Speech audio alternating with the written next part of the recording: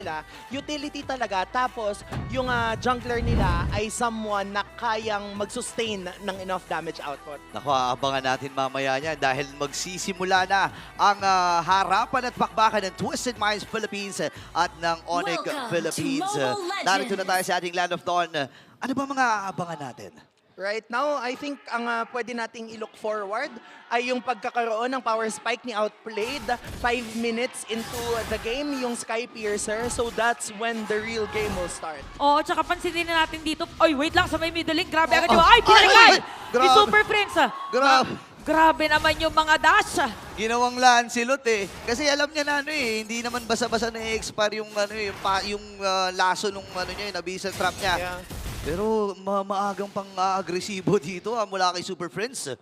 Hindi rin naka-purify. So, kailangan bantayan ni Super Friends. Tsaka alam din kasi nila dito yung threat nung Cecilion. Kailangan maiwan na agad pagdating doon sa early game.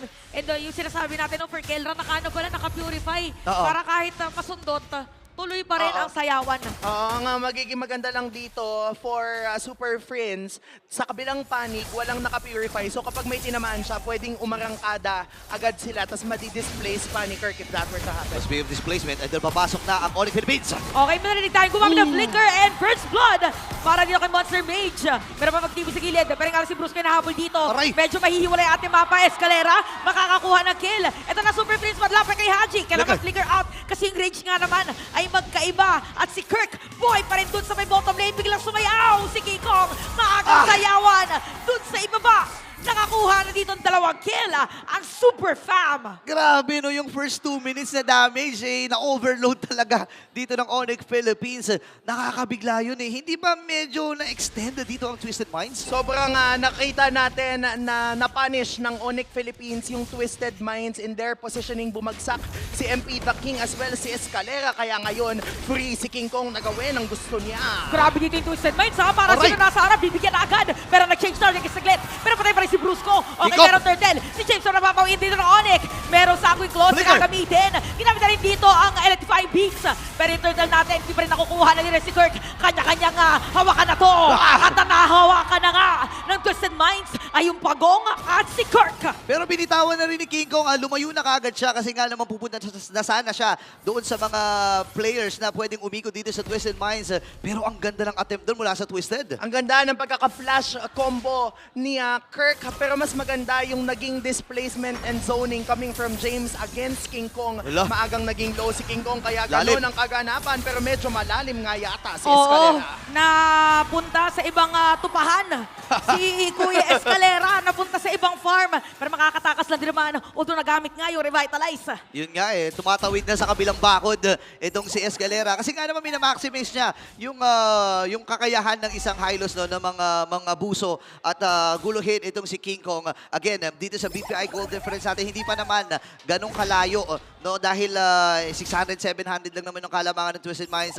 Pero yung mga initial items natin dito, kapansin-pansin na more on cooldown para dito kay Super Friends. Yep, definitely gusto niyang i-spam yung kanyang Abyssal Arrow plus Abyssal Trap. Kasi nga, again, yung threat lang ng mga arrow na tatama, yung nakakatakot para sa side ng Twisted. Ito din nakakatakot naman para sa Onyx. Medyo nauuna in terms of level. Si James, at alam natin napaka-importante ngayon ng mga XP laners na maging parte ng teamfight at ng initiation. Hindi ka ba tumama yung pana doon? Pero nag-aabang pa rin ang Onyx Philippines. Ito na ata pagsugod. Kirk ay pumasok din. Pero si FPN na una na! Nakakuha na nga dito si Kirk. Medyo nadulas saglit. Pero makikita natin Twisted Minds. Lamang na ngayon sa gold. Pwede na nga umabang din dito sa Turtle. Magsuspawn na anytime. Grabe ang tapang ni Escalera dito. Tino mo, hinawakan niya lang si Brusco. Sinasabi lang niya sa mga tropa niya, pre, andito si Brusco. Safe kayo dyan. Walang mga taunt na threat. Pero tino mo si Escalera, natunugan niya na si King Kong ay nandun at nag-orange buff. Sumisilip-silip lang yung kabayo dun no? Dito lang tayo makakakita ng kabayong tanod. Para sa Twisted Minds. Hinahanap kung nasaan ang mga lumalabas sa kanilang bahay. AOG ginamit na. Epic kayo makakakuha ng Pagong. Pero nakita natin ginamit ng Gulas Pathway. Pero revitalize doon sa may patalikod. Pasok na sila Super Friends. King Kong makakakuha ng kill. Tuloy na yung double kill. Para maubos yata sila. Pero may pakabiba. Triple kill. Maaga Maniac ba to? Kaya ba na sustain? Kaya ba na damage? Pero lumalaban si James. Lumalaban si Escalera. Pero si Kelra makakapatay. Grabe yung gold standard. Hindi pa tapos. James ay humahabol pa nga rin. Pero si Kelra ay tinatamaan. Super Prince ay nandun for the follow-up. Ang sakit na damage mula kay James dito. Yung trap ay nandun. May slowdown. Ay! Pero flicker na gamit na. Mainit si Kuya James! Mainit ang Twisted Minds! Mainit din ang Onyx! May mga pag-recall at sticker pa, Auntie. Nakabawi ng kahit papano ang Onyx Philippines doon. Kaya lang grabe yung sustainability ng Twisted Minds. Lalong-lalo na si James. Lalo't madaming dashes ang meron ang Onyx Philippines Super Friends. Lahat sila, 5 miyembro may dash. So maagang nagpo-proc yung passive niya and nasa-spam niya ng nasa-spam yung kanyang ultimate. Grabe, may gusto talaga patunayan ng Twisted Minds dito dahil nga sa community prediction ay sobrang laki ng kalamangan ng Onyx Philippines. Imagine mo yan, 85%, Grabe. over 15% para sa Twisted. Sabi ni James kanina, kaya nga ako tinawag na the ultimate fighter Kasi palaban ako Oo, literal na pag mayroong nakasalubong ay talagang nilalapitan. Ano to ba nakakatakot? Kasi anytime pwede na makakuha ng mas madami pang item si GC. Oo. And ngayon ay nasa 6-minute mark, hindi fully nakapitalize yung energy shields doon sa may bandang itaas para sa buder dito ng Onyx Philippines. Pero lumamang itong si Outplayed. And ito yung mahirap na parte. Doon napatay na naman na siya. Pero ang maganda kasi dito, pag nakakakuha na ng mga items ang isang Ranger, kailangan mong iwasan yan kasi yung mga rondo tsaka mga ano yan, mga pokes niyan, makati. Medyo na-delay lang din yung kanyang Sky Piercer ng 30 seconds lang din naman. So definitely expect natin na magpa-farm muna siya now that that last turtle is up. Yeah, ngayon ay may pagpwesto na rin na ginagawa ang Onyx Philippines. Tumama na naman yung pana mula kay Super Prince at sinisimulan na nila ang pagong, ha? Okay, maghihiro ba sila? Magkakaroon sila sa turtle. Nakuha ni King Kong yung turtle kasi pwede na rin dito. Yung mga players ng Onyx. Pero doon sa may madalikon, zone na naman si James. Kaya wala may free hit si Kirk. Aalis na muna sila. Mapapa-atras sila pero naiiwan bigla. Ay! Hindi na ganun kakunat. Si Brusco. What an outplay from Outplayed. Yun nga, nahuli nga talaga pero Super Prince ay inawal din ni MP the King. Grabe ang pananalasa ng Twisted Minds. Oh, hindi pa pala tapos. Hindi pa pala tapos. Bibigyan nila din si Kelra pero nilalaban ni Kelra yung Torre doon sa gitna. Grabe si MP the King dito. Sabi niya kasi, parehas naman kami may King ni King Kong Sino ba ang pinakahari? Pinapatunayan ngayon ni MP the King na kaya niyang sumabay. Pero based dito sa Infinix in-game equipments natin, ano ba ang mga dapat i-highlight? Kailangan na nating tignan na naka-Radiant Armor first build itong si James. Kaya nagiging mabilis ang burst down. King Kong to MP the King. Doon sa ibaba, labanan na to ng mga hari. Pag Grabe. nakita ka mag-isa, talagang pupuntahan ka. Kinuha ka agad yung corona Sabi niya, akin na uli yan. Sige, napunta na sa kanya saglit, Akin yan. binawi uli ka agad ni King Kong no? Oh, Steve Harvey moment. Oy, Kirk ay dito din. Kasama ang 4 na miyembro dito mula sa Onyx Philippines. Nag-aantay lang talaga si Super Prince na tumama itong kanyang mga pana. And Ate, gusto ko lang malaman, nasa mid-part na tayo. Yes. Ano ba ang mga dapat abangan natin para sa Onyx sa Twisted? Tingin ko yung parang capability ng all mage lineup or majority of the mage lineup ay nasa early tapos nasa late game. Kasi kapag nakabuild na ng Athena Shield, Radiant Armor, babagsak yung damage output na meron sila. Kaya si James, hindi nila napapabagsak ng ganun kadali.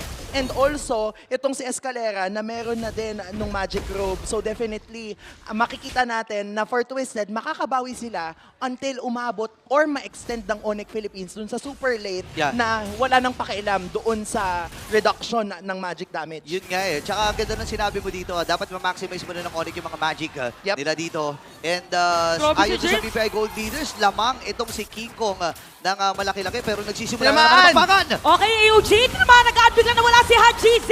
Escalera ginamit dito yung Revitalize. Papasok na nga din dito si Kela, ginamit na yung Zaman Force. Pero makakatakas malayo si Outplay na nilatagan ng Glorious Pathway. So merong Lord ngayon, bibigyan ba si King Kong? Pero ginamit na nga dito yung kanyang Prime Beats. Habang yung Onyx magpupulasan muna, Twisted Minds din pupwesto kasi meron ngang malaking objective. Ang daming mga skills na nagamit dito para sa Onyx Philippines Parang go signal ata to sa Twisted. Kahit pa paano -1 lang din naman yung Twisted pero tinamaan na naman! Kanina pa daw kasi makulit. Si Kuya James, nandun din sa may bottom lane, kamuti ka na. Buhay ba? Okay, walang buhay si King Kong. Bullet bag, ginamit dito yung flicker para harangan ang kanyang hari. Sabi si Quiz to Victory. suportahan yung mga hari nila. Yun nga eh, kumbaga, kung may wag ang prinsesa ko, wag Wag ang hari wag ang ko! hari ko. Yun ang naging galawan ng Onyx Philippines dito. Napakatinding galawan mula sa Super Fam. Nagsimula yun mula sa Pana dito kay Yep. Super Prince.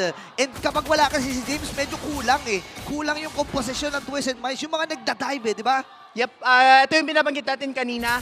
By the time na magkaroon si James ng isang defense item, unti-unting mababagsak yung damage ng Onyx Philippines. Kaya lang, that magic defense can only handle so much kapag 4-5 na yung bumabakbak sa'yo. Kahit puro magic yan, yung burst nun, definitely mararamdaman mo, and yun yung nakita natin na na-experience si James in that team fight. Oh, sabi nga nila, wala daw malakas sa 4, walang malakas sa 5, same. lalo pag mag-isa ka lang. Pero hindi mag-isa dito, magkabilang kubunan kasi 4v4 ang magiging hatakan dito sa Lord. Hawak pa rin ito. Tinamaan! Tumama yung pana! At diretso na nga AOG, pero makakapag-dash away, flicker out naman, Escalera dito with a revitalize. Yung araw dito tama sa Glad, pero si James, nagsusuna na naman, si Kirk wala buhay! Tinamaan ng Dark Wave! At eto na nga, Tinamaan! tinamaan na naman ang araw, pero yung Lord, mapupunta sa side ng Twisted Minds. Tuloy pa rin ang laban, Si ibigay James! dito na Onyx na okay na naman. Pwede na sila manalo dito Monster sa kill. team fight. Okay, monster kill, 1-for-1 trade, pero yung Lord na napunta sa Twisted. Napakatindi nun. Nalito na rin ako. Ano ba nangyari doon, Auntie? Ang daming supposed tama na tumama galing kay Super Prince against MP the King. It just so happens na maganda yung pagkakabox out ni Escalera and ni James. Kaya yung Lord napunta sa kamay ng Twisted Minds. Si Haji din ang nakalasit ng Lord. Medyo malayo yung naging pwesto ni King Kong. Pero ang naging trade na lang nila doon sa entire laban ay mapabagsak ang ultimate fighter, which is si James. Medyo hindi sumakto no? Yung pana at Yeah, saka Abaddon yeah. of the Guardian. Nakaiwas pa, naka-vertical pampalayo. Pero tingnan nga natin dito sa instant replay. Ano Ayan, ba talaga yung mga nangyari? Pumasok na rin pala si Kirk, no? Dad na Oo. sila. Tinamaan din pala ng Dark Wave. Tapos matagal na nakahang yung Lord eh. Oo. Tapos Yes. nakuha ni Haji. Hajizi. Yun nga, tsaka ito na ang kailangan iwasan ngayon ng Onyx Philippines. Kung patagalan kasi ng team fight, masasabi ko na lamang ang Twisted Minds dito. Kasi medyo skill-based at skill-dependent dito ang Onyx Philippines. Pag wala na yung Abaddon of the Guardian, medyo lugi sila. Pag nailapag na yung Zaman Force at na-expire na, medyo bitin ang kanilang magic damage dahil dun sa mga dash dito ni Kelra. As compared dito sa Twisted Minds na si Haji kasi medyo unli na yung mga back impact, bad piece niya, Yes. no? Oh, tas sakto pa laging lagi naka-front si James. Oo. So madali lang para sa kanya na kung sino-sino zone, yun na lang ipopoke Oo. Ng lahat. dito ng mga kakampi niya. Oh, eto pre. O, yun na. Tingin. Kung merong tingin mo ito, tingin pre. Ayan, Oo. Wait lang ngayon may mga pana din na ginagamit. Binambivision na lang ni Super Prince. Kasi nga naman hindi na rin ganun kasapat. Oh, wait lang. King Kong. Si King Kong, hari laban Oy, sa hari. Ay, nakita! Nakita. Oh my gosh, grabe naman. Oo, grabe na dito ang mga instinct. Nararamdaman nila kung nasan yung mga kagaya ni... Oy, tinamaan na araw! Oh, Bob. Sabi ni Super Prince, mahirap. Madami. Delikado. Hindi muna gumold dun eh. Kasi nga naman, feeling ko nagkakaroon ng gamayan to si King Kong at si MP the King. Yeah. Alam mo na mga unang panahon kasi yung mga hari may mga gentleman's agreement yan. Tama. Oo. May mga ganun yan. Okay, dapat magpakitang gilas tayo. Dapat lagi tayo may one-on-one. Ang problema, lagi na sumasabi. Siyempre, 5v5 to eh. Hindi Oh, naman hindi pwede yun. Parang null and void. Ano Oo. yan? Yan yung mga kalaban mo na nagagalit kapag nagpapatulong ka Oo. sa kakampi mo. Walang Ang sumbungan. mga Ganun. panahon na yun, ang mga tawag pa nila, duelo. Ay, Wow. oo nga pala. Hinahabol kita sa isang duelo. Duelo. Ayan na yung Duelo. duelo. Sige, kung dito ay nagamit na rin kanyang electrifying beats.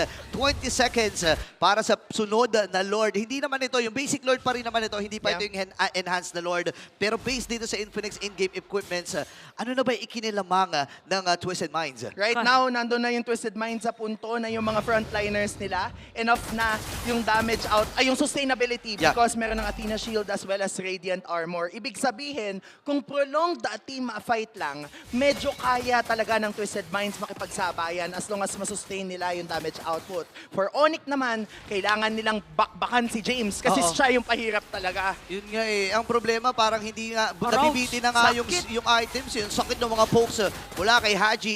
Sige ko bumibuelo lang. Kalahati na yung buhay, 25k yung buhay ng Lord na ito.